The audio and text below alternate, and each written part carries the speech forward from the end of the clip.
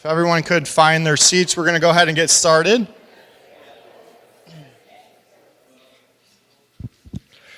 All right, my name is Taylor Breinert. I am with TAR Financial, and I am the president of the Northern Macomb Chamber of Commerce. Excited today to have all you here. We're going to first get started with the Pledge of Allegiance. So if we could all stand and go towards the flag here.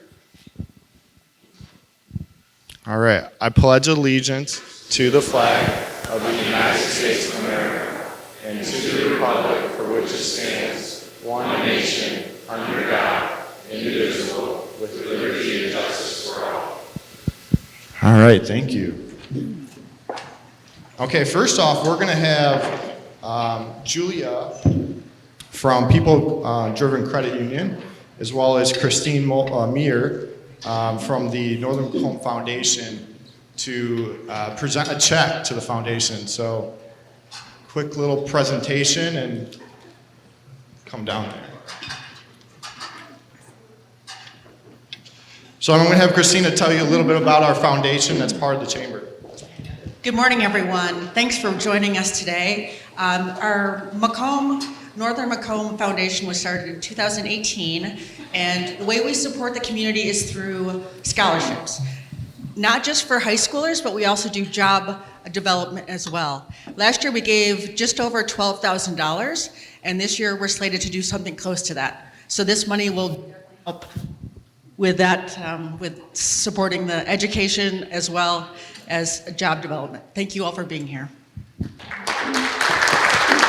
All right, and we have Julia from People Driven Credit Union to present the check. On behalf of People Driven Credit Union, I'd like to present this check for $1,000 to Northern Macomb Foundation. I'm excited to see what it's going to do to impact the lives of our young people in our community, and I want to thank you for everything that you do.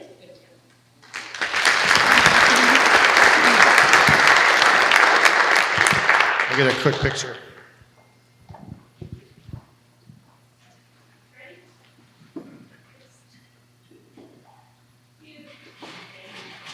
All right, thank you.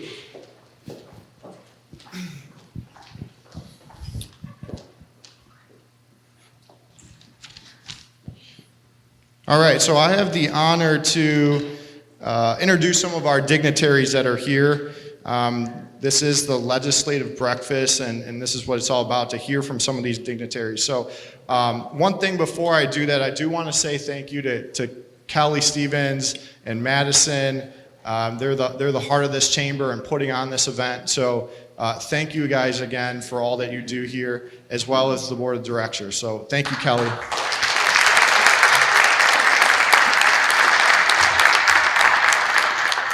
I do want to thank our hosts, Miniachis, for supporting this breakfast. It sounds like it was a great meal. I haven't ate yet, but I will after I'm done. But thank you, Miniachis, for hosting.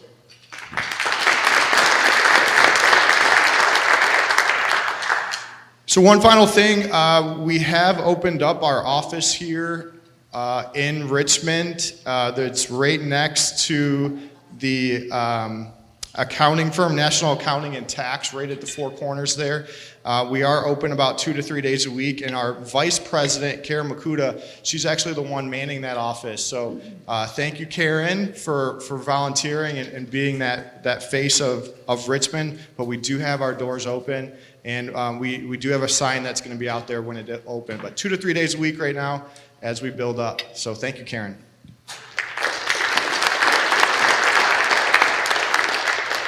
All right, so on to a couple of our dignitaries. So from the state of Michigan, State of Michigan Rep. Jamie Green is here.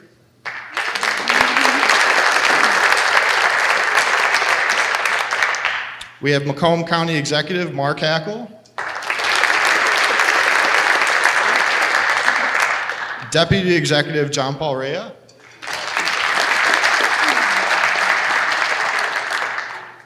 From the Macomb County Board of Commissioners, we have Joe Sabatani. And we have Ken Goike.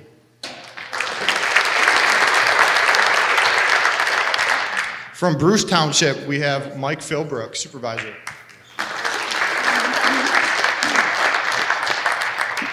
From Casco Township, we have Supervisor Joe Stevens. Trustee Gina Kaczynski. Trustee Dan Goldstun. And we have Clerk Jennifer Anderson. All right, from the City of Richmond, we have Mayor Tim Ricks. We have Mayor Pro Tem Mike Mistiavanich. I'll get there. And then Council Emily Allen. I do see City Manager John Moore is there as well. Thank you. From Lenox Township, we have Supervisor Anthony Reeder. Clerk Michelle Gurley. And Treasurer Jennifer Sutherland.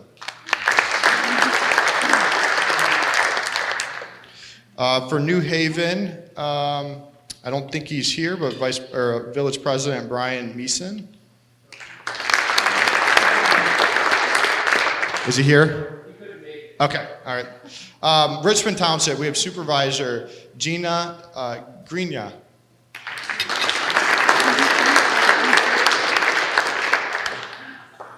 And then from Washington Township, we have Sam Prevetti. All right, thanks. That list is growing, and I'm excited about that. So I think we have double this year of the dignitaries here. So thank you for showing up. Thank you for being a voice for your communities, and we're excited to be able to present that to you today. Okay, so next we're going to bring up Jeff White, Richmond Lenox EMS Director. He's going to be our MC today, and I'll hand the mic off to him.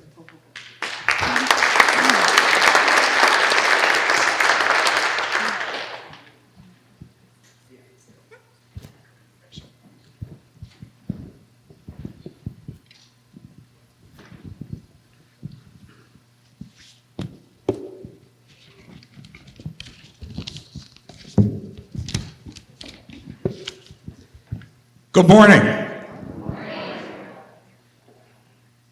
As I've aged a bit, and we've put some children through college, my wife and I now have a little more time on our hands to do things like travel. I came back from a recent trip that we very much enjoyed.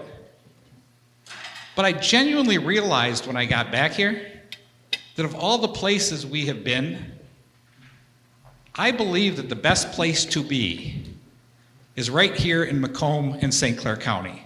And I thank you all for joining us here this morning.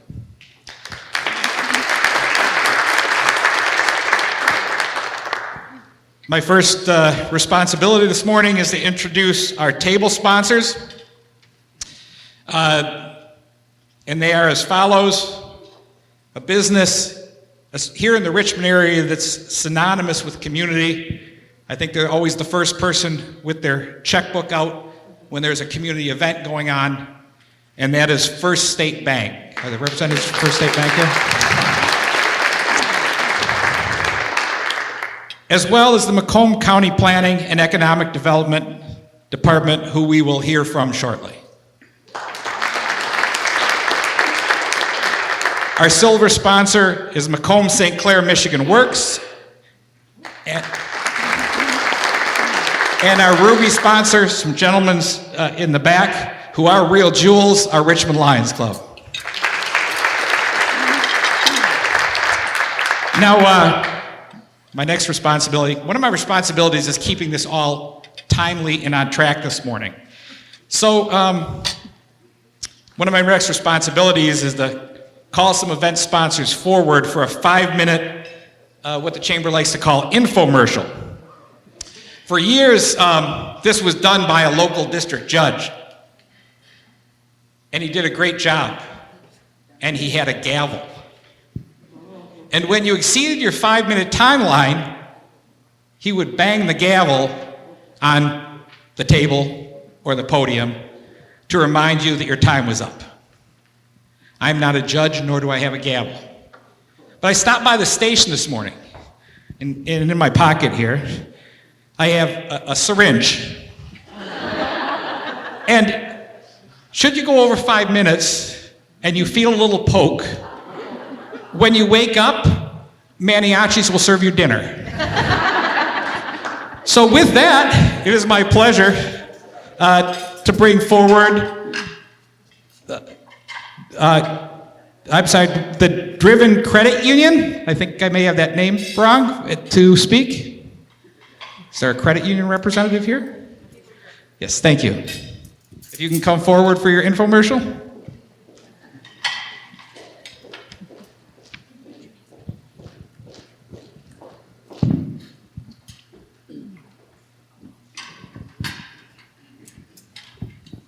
Well, good morning. I completely forgot I was supposed to be speaking today, so I have no presentation prepared. So I'm just going to say, my name is Julia. I'm the Community Relationship Manager at People Driven Credit Union. We serve this entire state of Michigan, and we are very community focused.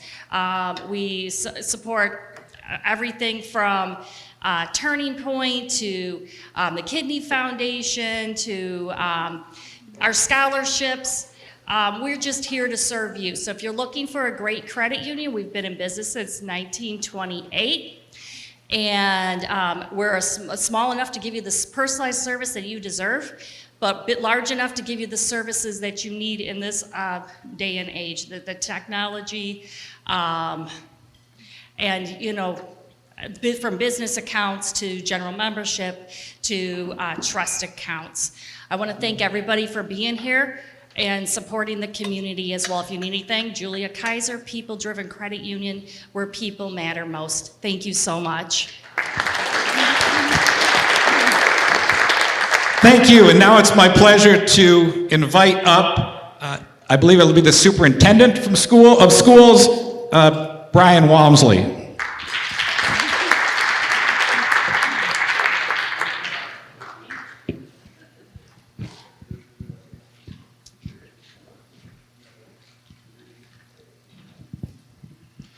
Good morning, and I am distinguished and honored to be here today to enjoy this ceremony with you. A couple things going on in Richmond. I just want to highlight some of the areas. And we have two big events coming up. One is tomorrow night, which is our no increase bond proposal that we're looking for, and I'll explain a little bit about that in just a minute.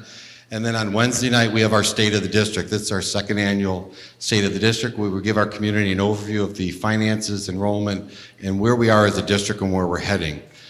A little bit about Richmond. In 10 years, this is my 11th year as superintendent, and I'm very proud of what the team at Richmond has accomplished. Each of the different levels, from elementary all the way to high school, has a lot to share. Preschool programs, we have, the enrollment has gone out of the roof with our preschool programs. We started a couple years ago with just 2 or 3 classrooms. We're now up to 7 classrooms of preschool. Our elementary enrollment for pre-K3 building is now over 600 students in the building, which is one of the largest elementary schools in the county. Our middle school, the number of elective courses that we have offered from theater to STEM has just dramatically increased. And when you look at our high school, the amount of CTE, it's gone from about 20% of students enrolled in the high school are now up to about 66% of them are enrolled in CTE courses at the high school. AP courses have increased.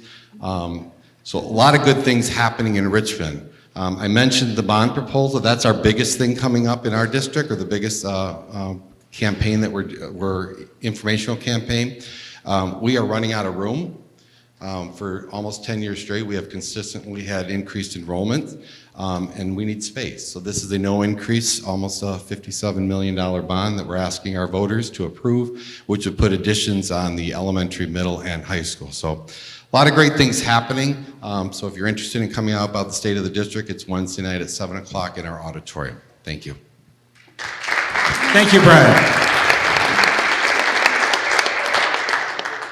And then finally, we're going to hear a little bit more about SMART at the end of the presentation, but we also have Erica DeLang, who is our Macomb County Community Ombudsperson. That's a mouthful, but that is going to be here. For those of you that remember and have been around a little bit, Erica was preceded by a gentleman named Fred Barbrett. You'll remember Fred. He had been with SMART numerous years. Erica is doing a great job. She's been with SMART about a year, taking over in what were very big shoes to fill, but she's doing a marvelous job of that, and we appreciate all she does for us, our communities, and SMART. Erica? Thank you, Jeff. I appreciate that. Good morning, and as Jeff mentioned, I'm your Macomb County Ombudsperson, so anytime you have any questions about SMART, you can get a hold of me. But first, on behalf of SMART, I would like to say Happy Transit Employee Appreciation Day. So thank you, Kelly, for having this event.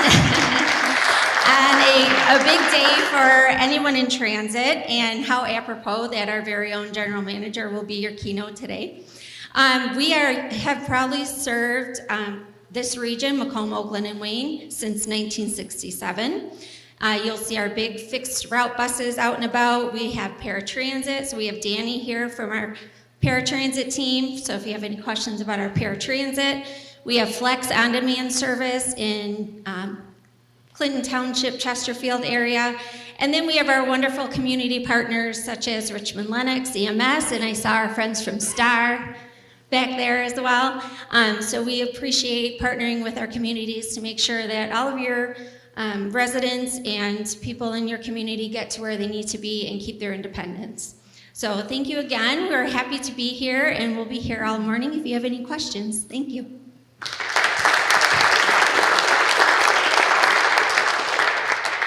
Thank you. Now, thanks to Kelly and her team, I've been provided a great agenda, but it just says speakers invited forward to the stage. Now, I know who those speakers are, and hopefully you have looked at your agenda long enough to know if you're supposed to be here. But for those who haven't, and we have a few extra chairs, so I think we're all just going to chat a bit up here. The speakers I have listed this morning are our County Executive Mark Hackel, Vicki Rowinski from the Macomb County Office of Planning and Economic Development, our State Representative Jamie Green, as well as Mr. Dwight Farrell, General Manager of SMART. So if the four of you would come up to the stage here and find a seat, and then I'll introduce you individually.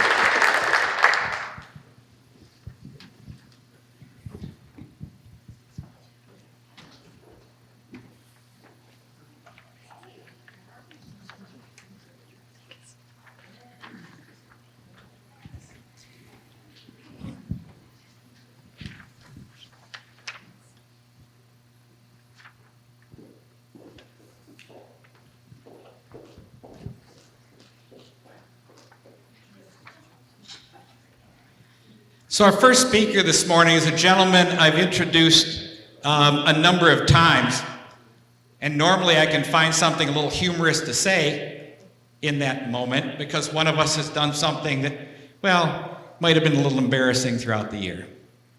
One year during a introduction, I introduced him as the sheriff long after he had been county executive.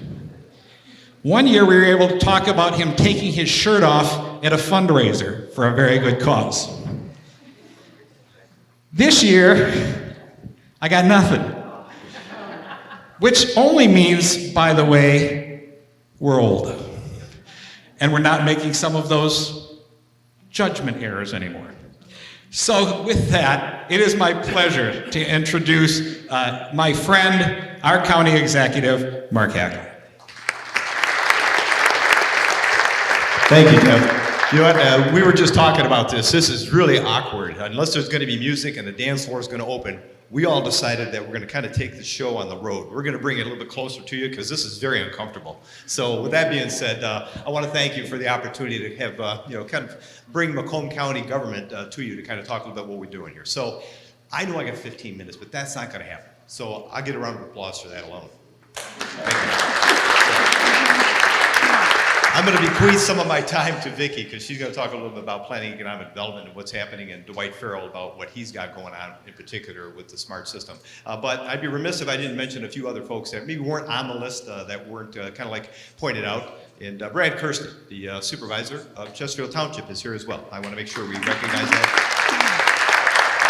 And I know for the board, we have Joe and Ken, they were mentioned, but you know what? We cannot ever forget, obviously, Don Brown, who was the chair of the Board of Commissioners and did a fabulous job in working with our county's finances and budgets for decades. And I want to thank him for being here on behalf of Candace Miller as well. So, Don, thank you.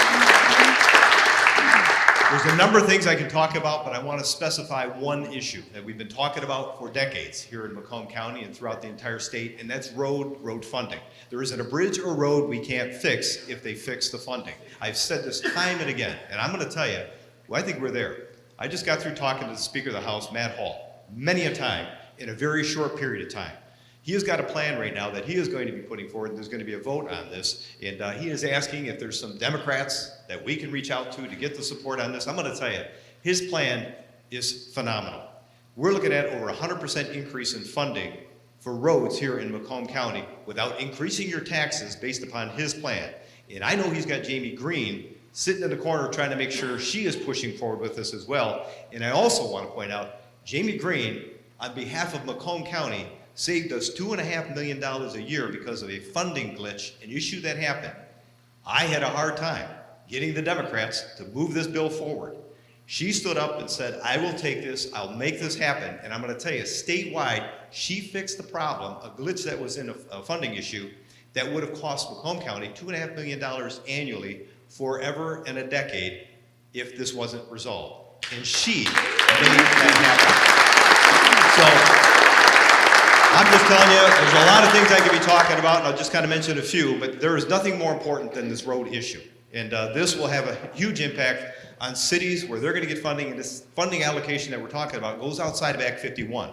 It's an opportunity for us to actually put money into the roads, into the townships, into the subdivisions, and fix some of those bridges that we have that is going to have an incredible impact. And the cities are going to benefit from this too, because it's not being washed through Act 51. So follow this, keep an eye on it, and again, reach out to your legislators and push them to finally fix this, because I have already committed to Matt Hall and Eric Nesbitt that I am going to champion their bills moving forward, and I guarantee you, if it comes out of the House and the Senate, the governor will sign those bills, and we are finally going to have the funding we need to fix roads here in Macomb County and beyond. So keep an eye on that, and make sure you're pressuring your legislators to support those bills as they start to come out of the House and the Senate.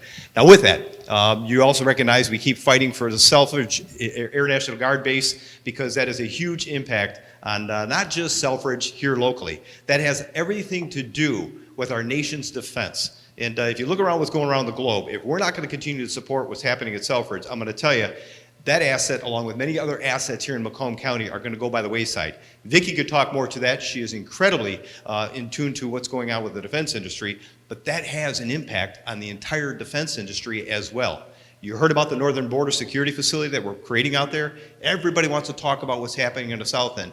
There are challenges we have with the northern border. Granted, our friends to the north, Canada, which, by the way, I happen to be meeting with the Canadian consulate today. I'm going to be talking to him. They are our friends. I know there's this issue that's going on right now in Washington between us and the Canadians, but our bigger concern is making sure human trafficking isn't happening from the northern border, and as well some of the drug issues that are happening from the northern border. And it does happen. So with that being said, we have a facility now that's going to be placed at Selfridge Air National Guard Base for our nation's security system on the northern border. That was created as a result of Gary Peters out of Congress that helped make that happen. But again, a lot of support, and again, bipartisan support to help us here at home. So we're going to continue to fight for fighters, fight for the increase in spending for defense, because it's important for our nation's defense, but incredibly important for Macomb County economically. And the last thing I wanted to touch on, and I'm going to kind of throw it out there, is this issue dealing with mental health and substance use. I've talked about it many a time before. We're in the midst of a new jail project that we're working on. The funding came from the Board of Commissioners because it is our facility to fix.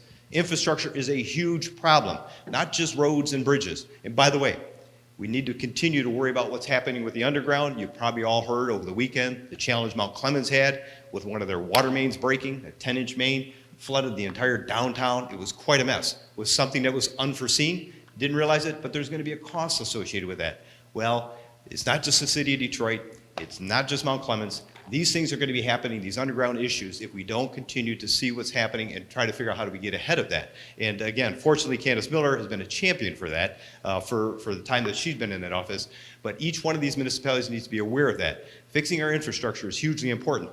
But as a county, we have infrastructure needs that are going to impact the entire county as well. As the chief would attest to, when it comes to arresting a person, it's not the simplest thing just to bring them into a local lockup. There's a huge liability associated with that if that person's in there.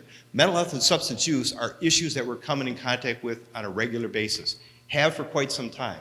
The facility that we're creating here in Macomb County is going to assess and address that the minute those folks are brought into the county jail.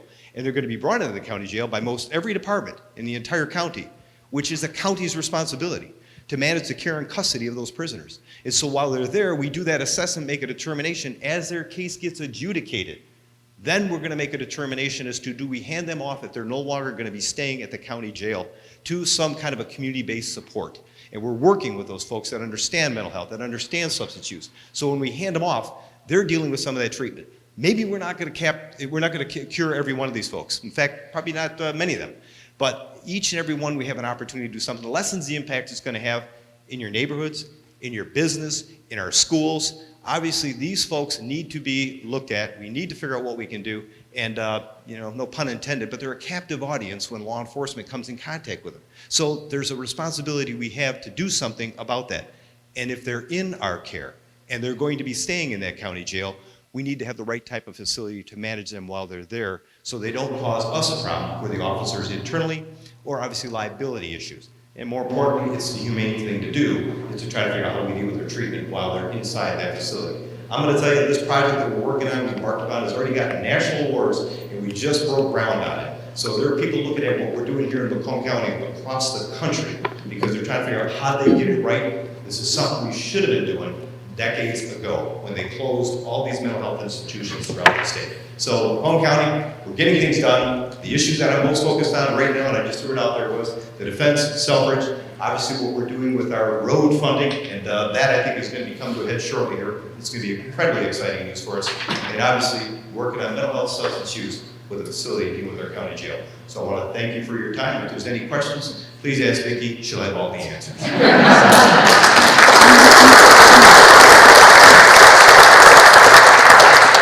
Yep, am I doing your job right now? I'm right now. So, ladies and gentlemen, I don't know if you know Vicki Rowinski, but if you don't, I'm going to tell you, you need to get to know her. Anybody that has a business here in Macomb County, we have a planning and economic development team that doesn't just sit in the office. They are the true remote workers. What do I mean? They're out there in the businesses, and small businesses are heart and soul. I mean, it is our bread and butter. We make sure that we're having contacts and try to figure out how do we support them to keep them viable. But also anybody else who's looking to invest in Macomb County, bring their business here, these folks are the ones that you want to contact because their contacts go beyond just Macomb County. We don't try to interfere with what you're doing in a local business or local communities. We want to be your support community. We want to be here for your support. Again, great consultants, and we don't send you a bill. We're there trying to figure out how do we grow business here in Macomb County and make sure the ones that are here are staying here. But the contacts they have beyond Macomb County reach out throughout the region, throughout the state, and even nationally. And these folks are known nationally because of the work that they do, and it's because of the leadership that we have from our Director of Planning and Economic Development, Vicki Rowinski. Thank you.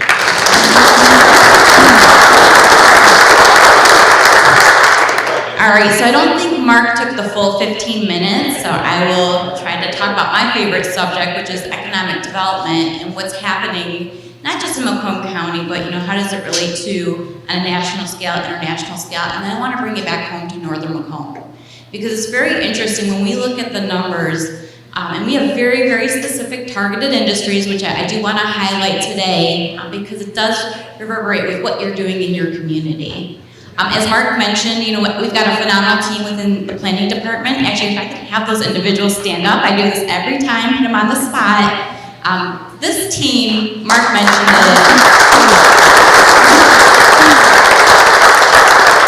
They are out there. I know many of you guys work really closely with our planning folks, looking at just some of the local issues, those master plans, that future land use, and that's going to be really important as we talk about where's Macomb County heading, what does our economic development forecast look like, If you attended the forecast a few weeks ago, we talked about the word uncertainty. What's happening out there, and how does it have an impact with what we're doing here. Back 15 years ago, our county felt the effects of the recession when we looked at eggs in one basket being really strong in automotive. Automotive still continues to remain one of our targeted industries. That's an area that we're going to continue to see growth, but it's kind of in a state of confusion. Are we looking at going back to ICE? Where's the EV in this conversation? Now we have a whole other layer of tariffs, and what does that mean for products coming in and out of Macomb County? As these things continue to play out, we focus on the opportunity aspect of that. We know we have an administration that really wants that Buy American, bring that product home, but it's not going to happen overnight. In Macomb County, northern Macomb County, we know we've got the Ford Romeo engine plant. That is sitting on about 200 plus acres, viable opportunity for redevelopment. We would love for Ford to come back and say, we're going to actually redevelop it. We're going to keep it. But if they decide not to keep it, we've got a task force that's working on getting that land back into good use, looking at the industrial footprint. But it's beyond just the Ford Romeo facility. Looking at the land in and around there, within Washington Township, within Lenox Township. We've got these little hot spots, these industrial pockets that we want to continue to see grow, and that's where that diversification comes in. So when we look at our GDP, overall high, $54 billion, which is phenomenal for a county. That's greater than Vermont and Wyoming. So I'm going to have you guys stop and think about that for a minute. Our county does as much business as 2 other states in the United States. But we've got to also think about how do we do things differently. Mark mentioned it with aerospace and defense. That is a targeted market for us. We know down in the northern part of Macomb County, we've got the Detroit Arsenal, we have Selfridge. I was just at a aerospace event, which was hosted at Macomb Community College last week, where we talked about the commercial side of aerospace. What's happening around the world with these airplanes? They're old. And so we know there's an opportunity, especially with that manufacturing arm that we've got, that we can continue to build those parts or build the assemblies that build the parts for these planes. And we're going to continue to pursue that. Our DOD, looking at ground vehicles, has definitely expanded beyond just vehicles in the ground, but also things in the air. One of our other targeted industries, which ties really nicely to what we're seeing within DOD, is in the area of automation and robotics. And I'm staring at some students right now because I know in Richmond you guys have a phenomenal robotics team. And that is an area that we've kind of doubled down on. Making sure that we've got that workforce for tomorrow, working with our K through 12s, making and ensuring that there's an excitement around automation, robotics, cybersecurity, artificial intelligence. And the communities up here in northern Macomb are bringing it. And they're actually showing us what they're learning in the classroom, but also what they're learning outside of that classroom. Where we want that to transform to is that area where those become real paying jobs, and they're here in Macomb County. The fourth targeted industry, and actually it goes back to proximity, and that is logistics and warehousing. We know just north of here we've got a major transportation hub with the I-69 corridor. That is something that we cannot ignore. Even though our borders don't necessarily touch it, we're so close to it that we've got to figure out how do we continue to collaborate with our partners in the north and get products in and out of Michigan. That is a growing space for us, but also that requires getting back to that industrial footprint, looking at those industrial hubs throughout northern Macomb. Where does that next distribution plant need to be? Now, the fifth targeted industry is one that I think that's going to hit many of you guys close to the heart, and that is food and ag. When I started in Macomb County, that was 12 some years ago, we had a little over 500 active farms, and then we had a dip. We saw that a lot of our farmland was actually being sold, being developed, as we continue to grow as a county. But in the last previous years, we've seen that uptick, where we're seeing actually the number of farms increase. I want to go back to kind of a story that I just heard recently. I think right now what we're hearing in the news, egg prices are high. Well, guess what keeps selling out at Tractor Supply? Chickens. So the chickens are selling. And my husband, if he's here today, he'd be like, I told you we should have got chickens. But, what does that tell us? That's that opportunity piece, that supply and demand. That, you know what, as egg prices go up, you know, maybe perhaps our local farmers or those that own that piece of land want to be able to, you know, have their own homestead. And so as we hear this and as we see this, we want to continue to double down on what we're doing with food and ag. We only have the land that we've got, and that is important to keep and preserve what we have as far as our farmland. You know, once you go something else, it's really hard to bring that back into agriculture. But we're seeing so much growth in that space where it is not just about what these farmers are producing, but it's how they're producing it. Getting back to the other targeted industry of automation and robotics. You know, working with these farmers and introducing new equipment to help them be a little bit more efficient and get that product to market and get that product to your table. And so for us, you know, it is a make it in Macomb. You know, we really want to stick to our targeted industries because the numbers do tell us that. But from a workforce perspective, we know this is where we're going to see the job figures with professional services, engineering, your 6 figures, you know, ultimately creating that prosperity where you're able to own a nice home, maybe perhaps some land, and then you're also able to pay that forward in your community. And that's where our spin-off comes from. We want to make sure that, you know, it is not just about where you live, but it's that quality of life component, that live, work, and play. And so with that, you know, I think I did take up my 15 minutes, but it's important for you guys to hear this message, that, you know, focus on the opportunity piece. Our team is always looking at those numbers, making sure that we're heading in the right direction, and then we're also working really closely with all of you. Thank you.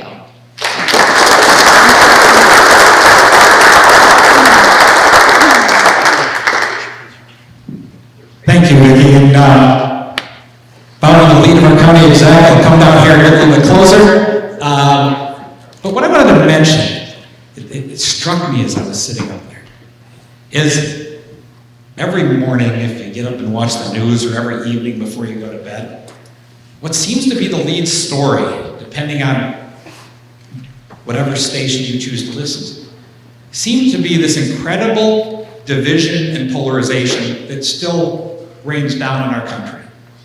I'm not taking political sides. I'm just kind of stating the obvious, I think. But what I would tell you is, after hearing our county executive speak, I'm convinced, more than ever, I think I always knew it, that he is neither a Republican nor a Democrat. I think if there was a party of common sense, that would describe Mark Hackler. I'd like to offer him a round of applause.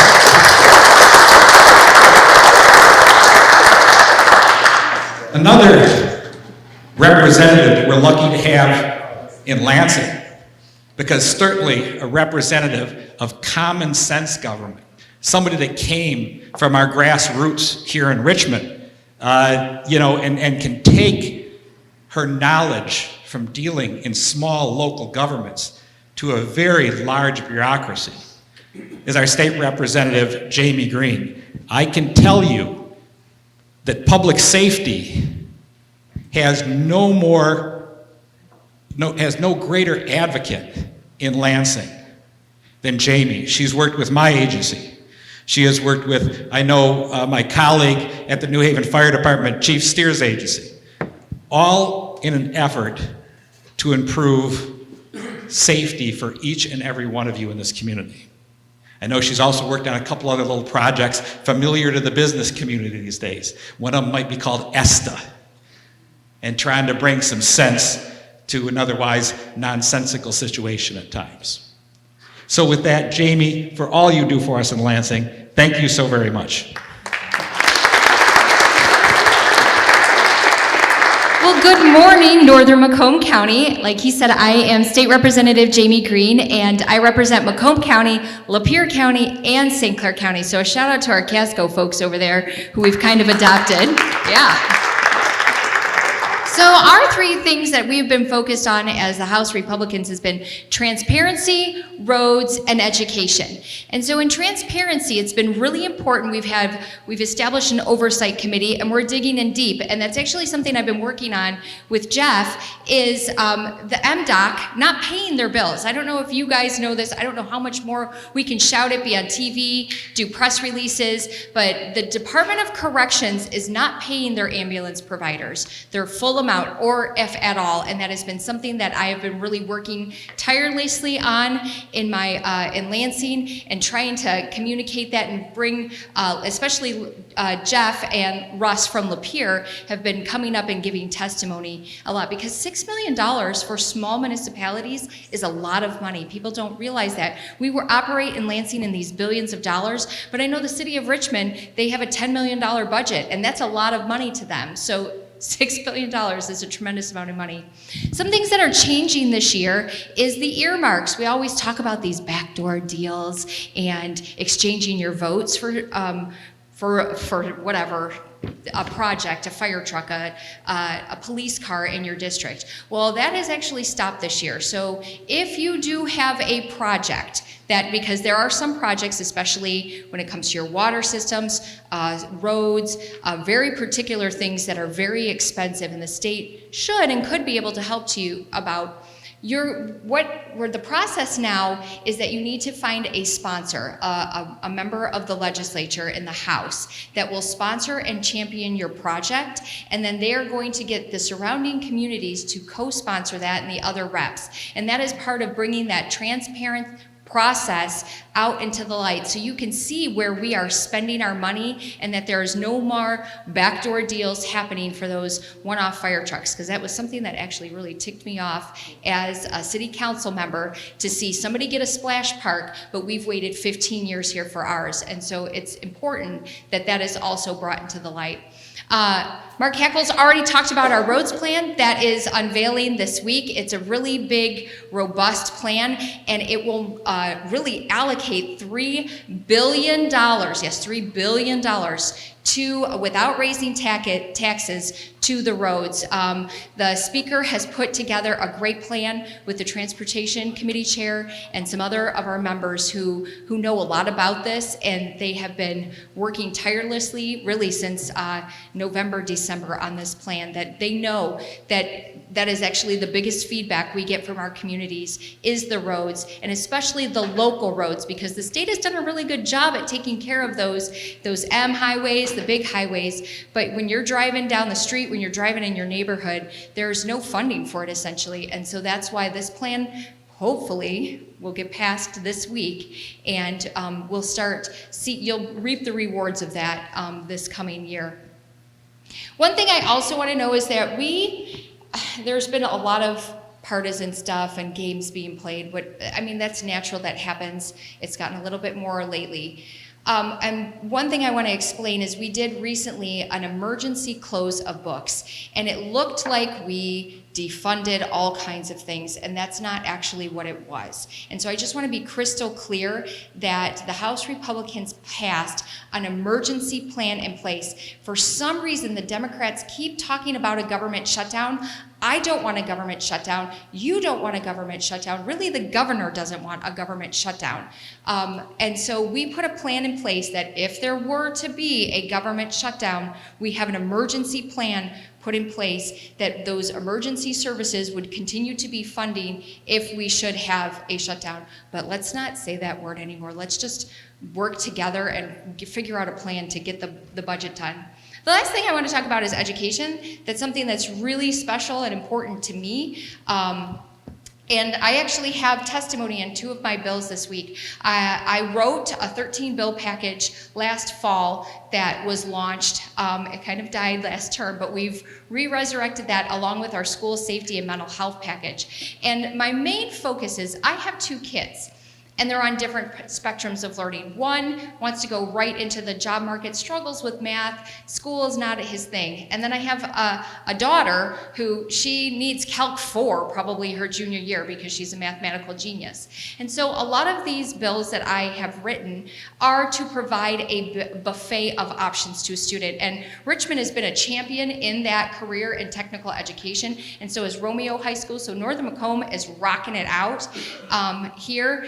but the rest of Michigan needs to have those options. And so we're taking a look and actually changing the merit curriculum that puts more power in the school board's hands, that they can make decisions according to their community, and that's what my bill will do. Some testing as well, but you guys don't need to go into all those details. I think that's about it. I just thank you for your time. I thank you for your support. I see so many familiar faces, and I will say I miss you guys because I leave usually Monday to Lansing and I come home Thursday, and it's always such a joy to be home when I am with you guys. And I just thank you for your support and encouragement. And don't listen to the media. It's not as bad as you think it is, because those Democrats, even though we'll fight on WDIV and on TV all day, we at the end of the day will go have a pop, we'll hug, and we send each other birthday cards and funny memes. So please know that it's not as bad as the media puts it out to be, that we do get along. We're not always throwing down, knocking out fights, especially here in Lansing and Michigan. So thank you so much.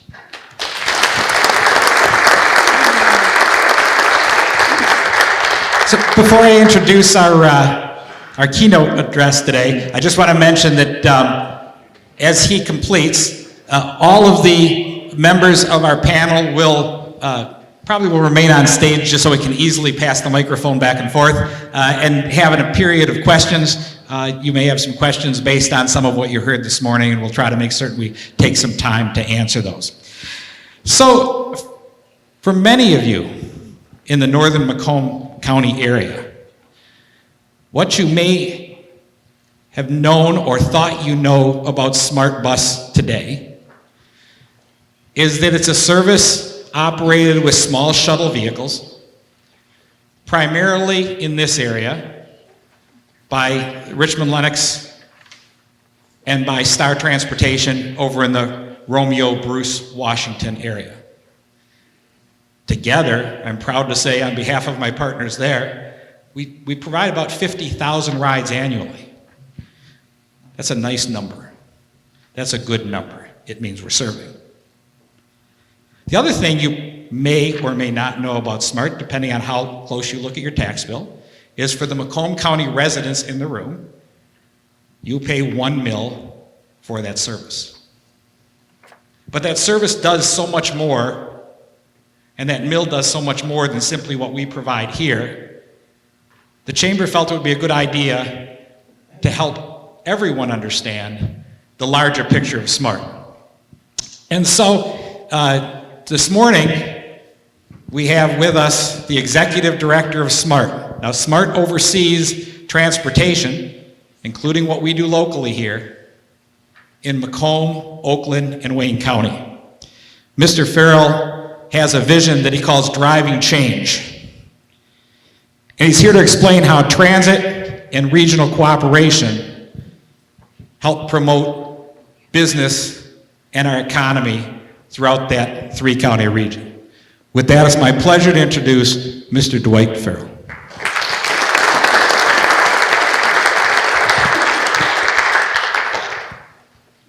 Are there any preacher's kids in the audience? Oh, you're in trouble. I am. And so you should never give a preacher's kid the mic. However,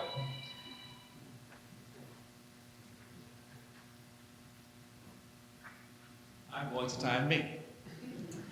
With that being said, I had a whole speech prepared, and parts of it I'm going to give.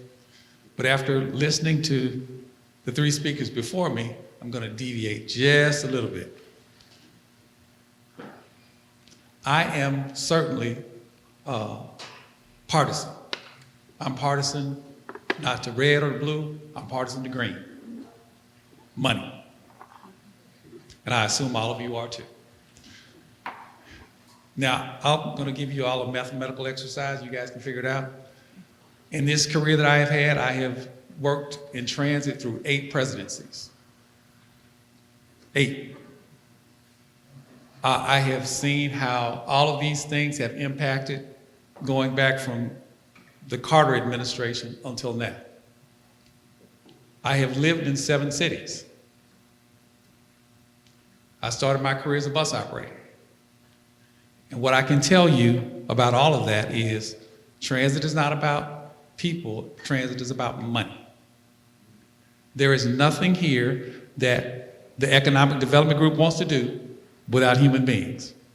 Nothing. All these jobs require people to be in them. Now, I also say that I am the world's oldest millennial.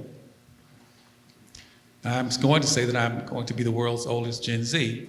And the reason why I'm saying that is because those from Generation X through Generation Z, 60% of the population is in that group.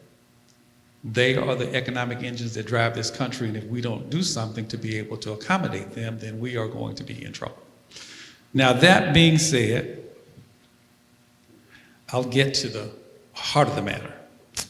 I want to thank the communities today for your continued support and insight. Northern Macomb has shown its commitment to modern mobility solutions that meet the needs of its residents, from keeping seniors connected to providing access to health care and services.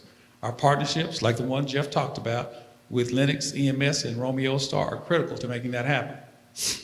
Now, I want to talk to you about something that happened to me personally, and it probably something that happened to you too. In 2012 and 2018, my mother was sick. She got sick in 2012. She eventually died in 2018. During that time, she was in 3 different hospitals. And when you go to the hospital, you know, like me, I was there around the clock. And what I noticed was the service was different from the 3 different hospitals. The first hospital had limited transit, and the cafeteria closed at 5 o'clock. The next hospital that she went to had a little more transit, and the cafeteria closed at 8 o'clock. The one that she died in had cafeteria that stayed open 22 hours out of the day and made omelets to order. What was the difference? Access to transit. That last hospital had more access to transit and therefore more access to talent than any of the others. And that makes a difference. Now, when you go to hospitals, you don't think about things like that, but that is the reality of the world. Now, are there any Lions fans here? Really? That's all? Really? Okay. So if you are a fan of anybody, you're about competition. Now, do you see that this region and this state is competing for anything? Not all at once. Don't make me call on you. Competing for jobs. All right. Now, who are we competing against? See? That's true too. We're competing against cities like Cincinnati, Atlanta, Dallas, for jobs. For jobs. One of the things that is different between those cities and our state is that every one of them has invested in mass transit, not just buses, but multimodal transit. I like the fact that you are nodding your head. So, what a difference does that make? Now, I grew up in Dallas, and many years ago, Dallas looked like this area right now, with a city bus system and not much else outside of that. In 1983, the voters created a larger transit authority, and from that time to now, they built 90 miles of rail and has the largest light rail network in the country, and Toyota's North American headquarters is there.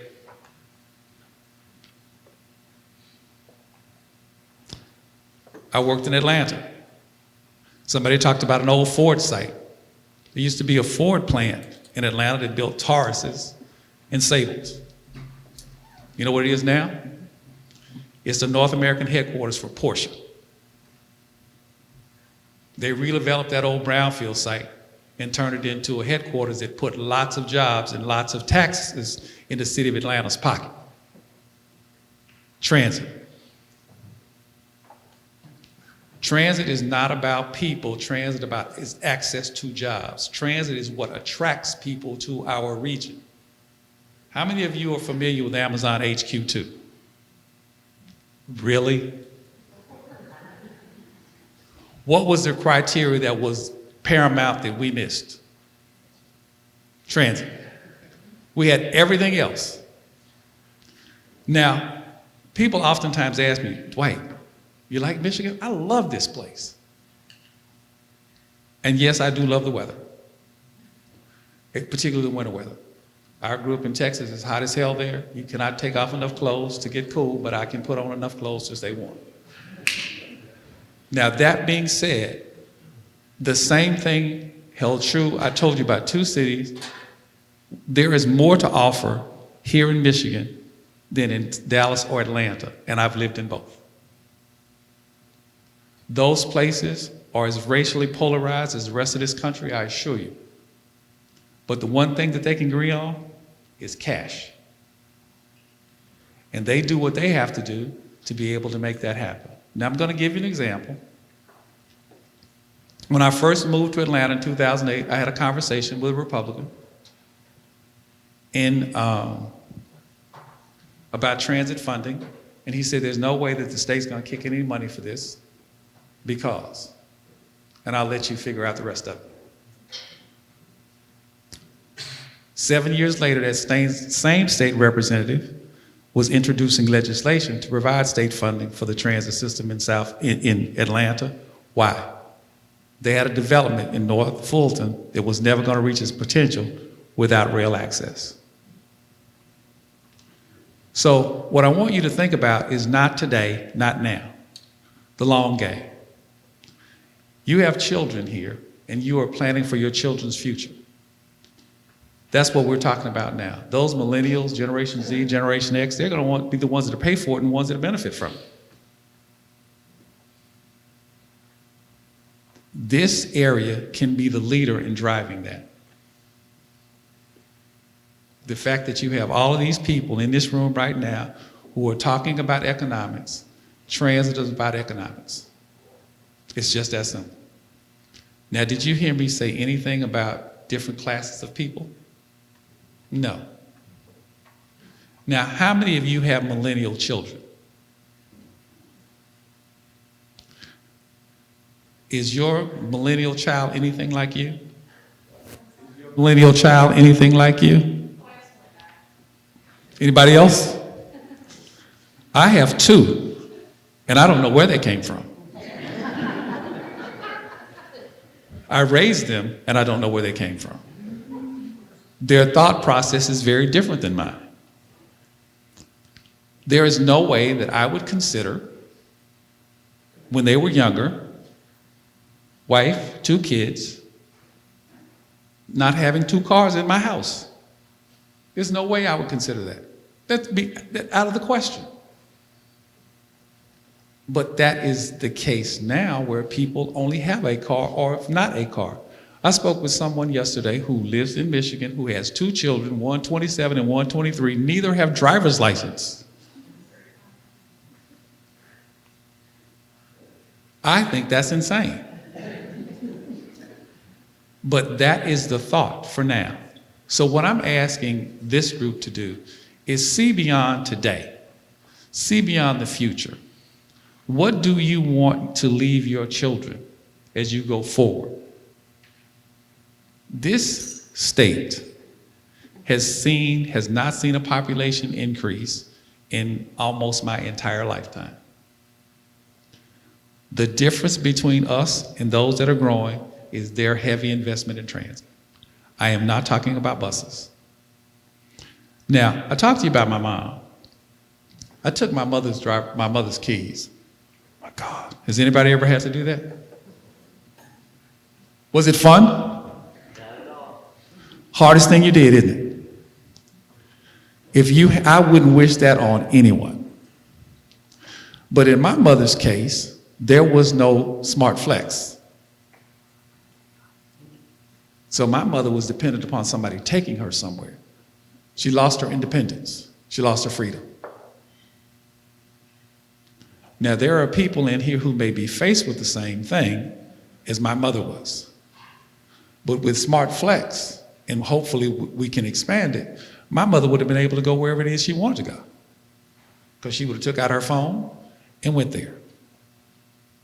And for those of you who do not think that seniors can use technology, well, there are youngsters in here, so I won't say that, but that's not quite true.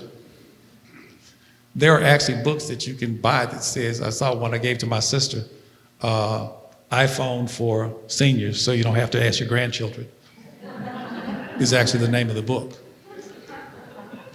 But I say all of that to say that if you happen to be some of those people who are in that sandwich generation, like I happen to be, where you've got children and parents that you have to look after and take care of, that's a lot to try to get a kid to a soccer game and then have grandmother want to do whatever it is that she wants to do. Transit does that, multimodal transit. Now, I drove up here from downtown Detroit. It was almost an hour to get here. So I'm going to draw a parallel for you. Oakland, Macomb, and Wayne counties is 2,100 square miles. The Washington Metropolitan Area Transit Authority that covers DC, parts of Virginia and Maryland is 1,600 square miles. All right? They have 1,000 trains and almost 2,000 buses to cover that entire area. Between us and DDOT, we got about 600 buses plus what the community partners have, maybe another 300 vehicles. How are we going to connect this expansive area and attract talent without a serious investment in transit? So, our sustainable funding is what we have to have. Now, last thing, and of course, I'm in a position now where if they decide to shoot me, it's okay. One of the issues that we have in this state with how we deal with transit is we are tied to what Lansing and Washington, D.C. does. If the politics change and swing the other way, we're in trouble. There's a lot of conversation about roads, lots of conversations about roads. But there has to be conversations about transit. There has to be sustainable funding for transit. That's the missing piece in this state. Now, is there anybody who would disagree with me that says that these three counties are the economic engine that drives the rest of this state? Any disagreement? So the investment here in transit here, I'm not concerned about any other place, but the investment here means the rest of the state benefits.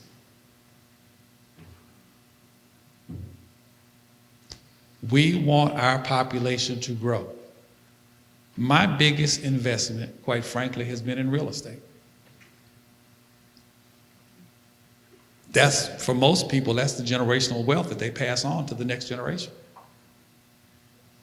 I've been fortunate enough in my lifetime to invest in places where I didn't have to do a lot to the house, but they did to transit, so that made my property value go up, which I appreciated. So that's really kind of where I am. I know that wasn't the speech that I had prepared here, and the people who wrote the speech are probably going to be ticked off at me later, and I'm sorry about that. But given all of the conversation that was in the lead up about jobs, job creation, trying to attract these businesses, the one piece that's missing is the investment in transit. Now I'm going to close with this. I'm going to ask you millennials. I'm going to ask you, you have millennial. How many trips has your millennial taken?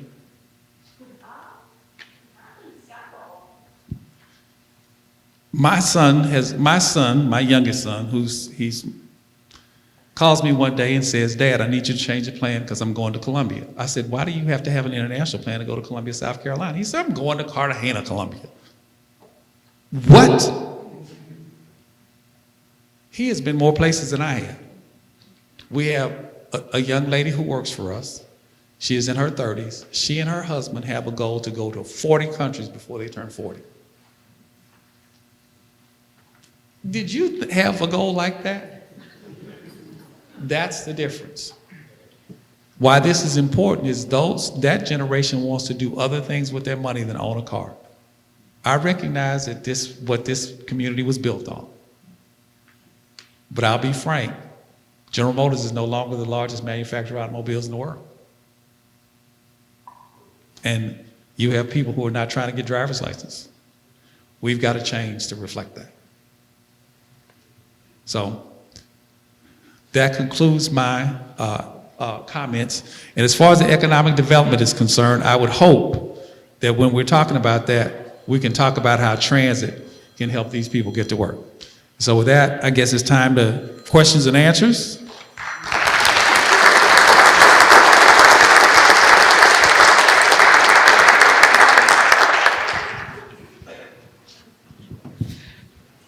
Thank you again, Mr. Farrell. So we do have about 15 minutes left, according to our agenda.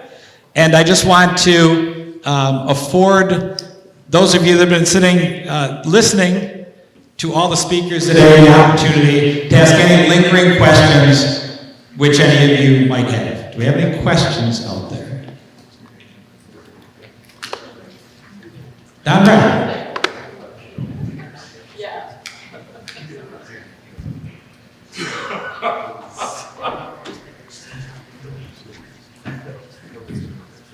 Well, I got to get it started off. It's great having Dwight out here from SMART. I mean, there's been a lot of local rumblings about SMART and their ability to not properly fund local transit with community credits. I think it's a structural problem with the way the funding goes, just as our county executive alluded to about road funding. Nothing we can't do. We got the funding to do it, and he's right. And hopefully they'll get that resolved very shortly with Jamie Green or our colleagues in Lansing. But I think we need help in Lansing getting the structural problem funding with regional transit as well, because it is important for economic development. And we all need it as this county continues to get older. Our county is more older than younger. We need more transit. But structural funding is a problem. The RTA really does nothing for Macomb County but divert money away from us rather than helping us. And I just like the comments about any suggestions they have about changing the structural funding for regional transit so that we can get community credits. Jeff and his team out here they're the leader of regional transit, of local transit systems out here, and SMART and STAR in Washington Township for a long time. But those things are at risk if we don't get more community dollars to them, because they can't operate at the level they've been previously. So I'd ask your thoughts on that. Thank you.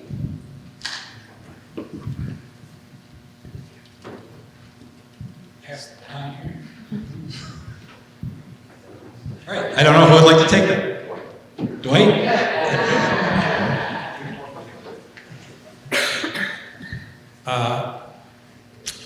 There are different ways to fund transit than what is currently done in the state of Michigan. Anything that would do that would require constitutional change to allow for that. There are places that fund it with sales tax. There are places that fund it with gas taxes. But the places that do this and provide the most funding don't do it through a property tax. And I'll just leave it at that. If anybody wants, JP, where are you? Oh, okay, good. So he can go. So, all right. So JP's my board chair, so I want to make sure I didn't get in trouble. All right, other questions? All right, well, seeing none, that means everybody wants to get back to work. They left me the opportunity for a couple of closing comments, and I just want to offer a couple quick. First, there's a group of young people here from Richmond schools that have joined us this morning. I think it's great to see young people out and engaged in what's going on in our communities and our local level of government. And can we just ask them to stand up really quick and accept a round of applause?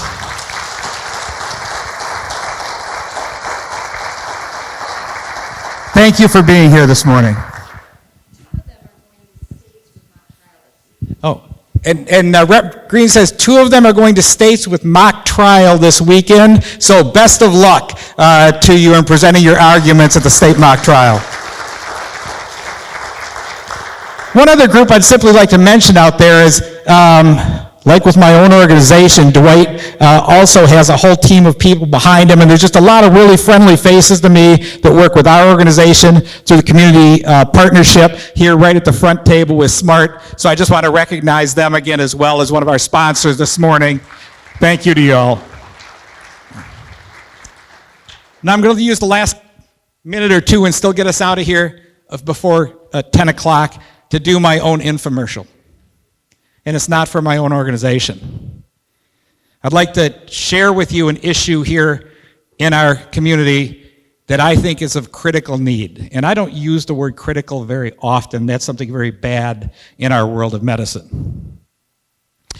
I think all would agree that veterans are not only the key to our community, we owe them our very way of life. In Richmond, our local EMS turned 50 this year.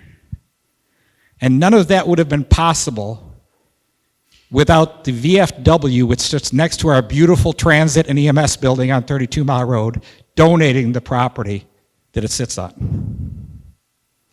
I learned in the last week that due to issues beyond their control, this amazing group of American heroes at our local post has fallen on hard times. And it's simple. I met with their post commander. And absent raising $25,000, the unimaginable will happen and the post will close. There's no way around it. They have a fish fry fundraiser scheduled for April 18th, that's Good Friday, at 5:30, after we've all been to church or done whatever we do with maybe our half day or full day off.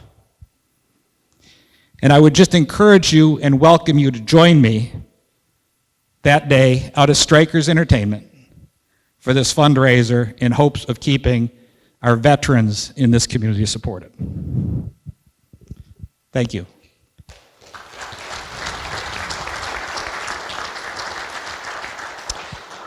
Finally, I want to thank our speakers this morning for the enlightening presentations and information. I want to thank all of you for coming. I want to again thank Teresa and her staff for the filet mignon we had for breakfast. Oh, that was eggs we had, but kind of the same price. So we all appreciate that. Please have a safe and happy Tuesday, all. Thank you very much.